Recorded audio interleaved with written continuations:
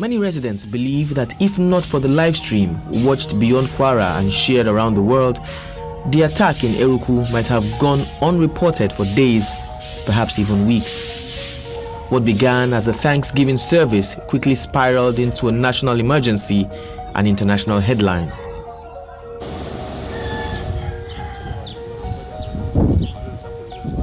Nestled in Akede local government area of Kwara State, Eruku is a quiet agricultural community, virtually unknown before the assault on Christ Apostolic Church, Okeishegun branch, on Tuesday, 18th November 2025. We are doing Thanksgiving service for those people that were kidnapped a month ago.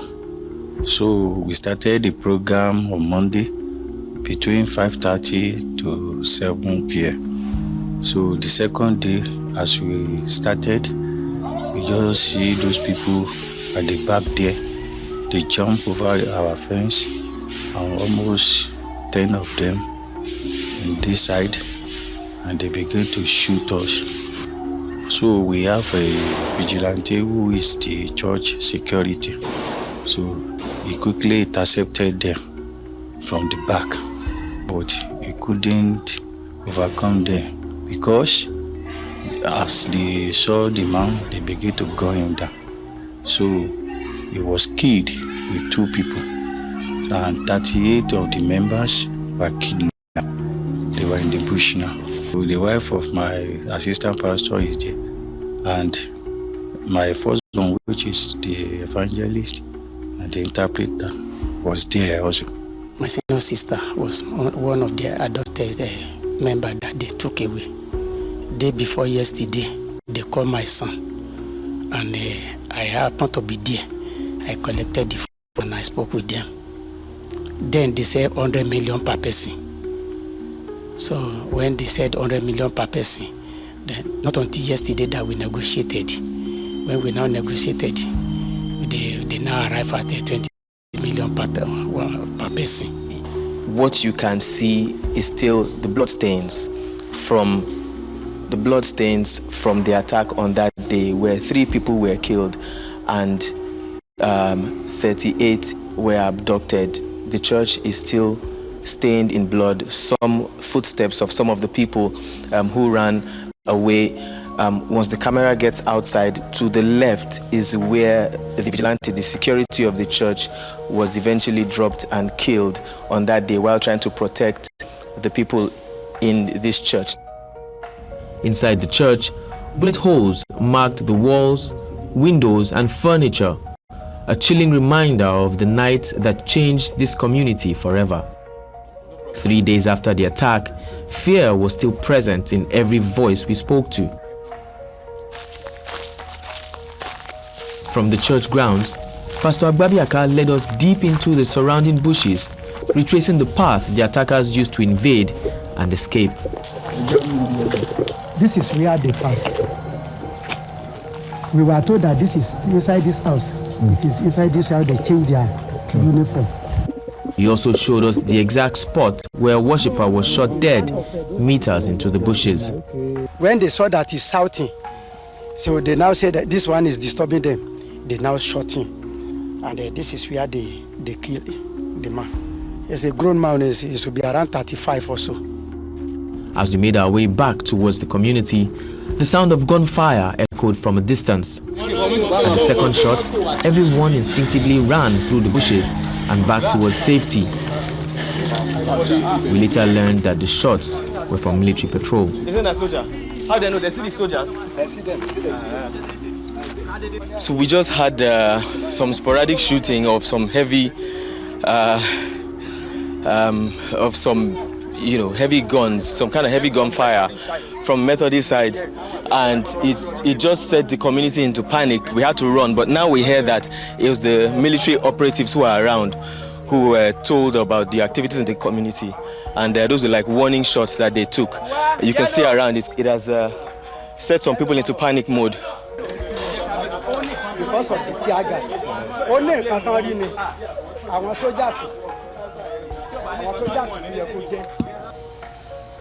With night approaching, residents insisted it was unsafe to attempt the journey back to town. Our crew would have to remain in Eruku for the night. Seeking deeper understanding, News Central visited the traditional ruler of Eruku, who expressed the emotional and economical weight of the attack on his people. We've been having some pocket of adoption, kidnapping, but this time around, going to the church and attack them, and they adopted so many people, killed so many people. This is unbelievable. The first thing I think they should do for us, they have sign that they have started, that is provide security personnel protection. Secondly, we will be very happy if they can bring back those our people. Sometimes they attack people on the road too, and it is because of the bad road. We should all come back. Don't run away. I'm surprised that people are running away. Why do you need to run away? Where the place where you are running to? Do you know what will happen to you there? I pray bad thing will not happen to them. Though security forces had been deployed, many residents told us off camera that the community had begun arming itself with Dane guns, machetes, and anything they could find to protect their homes. By the next morning, it was 4 days since the abduction. With no word from the bandits, the people of Eruku could only pray. Back at the church, the pastor who led the service that night shared his account. His wife was among those still in captivity. I just see 4 of them enter church. They are shooting gun, so I don't even know where I can even run. So I just like to protect my member first. So I locked the door when I saw them. So I see all my members. So I went the place where I hide. So they come to my place. So I had them to the altar. So I went again, go to another vestry. So all my members, they are inside that vestry again. So when I see that the kidnapper, I wanted to take all of them. So when I get there and I lock the door for back. Of the 3 victims killed during the attack, 2 had already been laid to rest. Pastors guided us to the simple graves of those whose lives ended that day. So the first person, which is married, is she has 1 daughter. So it's one of those people that was kidnapped. The daughter was also kidnapped? Yes. And then the father is the one who was killed? Yes. He gunned him down here.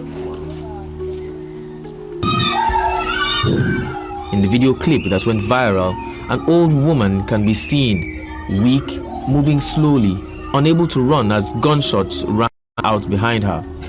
We visited her home.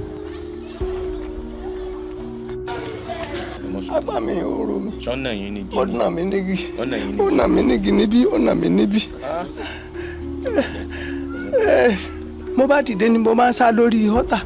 Mo bá ń sá mo ń gòkè mi ò lè gòkè. Mo ń gòkè mi ò lè gòkè apá mi.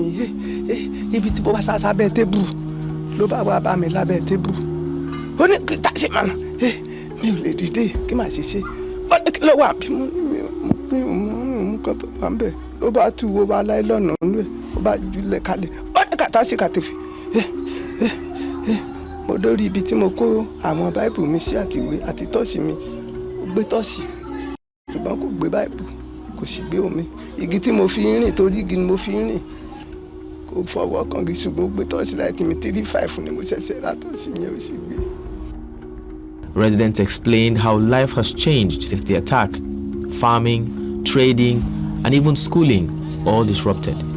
We've been told that there are 6 schools in Eruku community, 4 primary schools and 2 secondary schools. But since the attack, all the schools have been shut down. That's for almost a week now. This is one of the primary schools here in Eruku community. And of course, following that attack and following the spate of attacks in different parts of the country, we hear that certain schools equally have been shut down. Again, this goes to show the effect of insecurity and insurgency on education in Nigeria. One of the major issues of Eruku community is the road leading in and out of the community. It's an enabler of insecurity, if you like to put it that way. There is no way a vehicle will go through this road without having to slow down or completely come to a halt. And then you can only imagine how bad it will be when it begins to rain in this community. It's almost completely unmotorable, and spots like these are spread across several kilometers along this particular road. It makes it difficult for drivers to go through the road smoothly, and even more difficult for them to get out of tight situations. And this is why the community members say there has been a couple of kidnappings along this particular road. Once drivers have to slow down to navigate and meander through these potholes, they become vulnerable to kidnappers and other assailants. By evening on Sunday, 23rd November, news broke that all 38 abducted persons had been safely recovered, a moment of relief that sparked celebration across the town.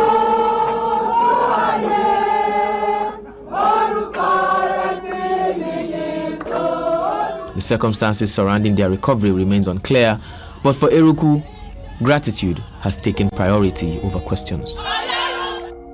The Eruku attack joins a long list of abductions across Nigeria, some resolved, others heartbreaking and unresolved. As military operations intensify, families continue to wait, pray, and hope for their loved ones. For the people of Eruku, the wounds may heal, but the memory of that night will linger. In Lagos for News Central, Bernard Akede.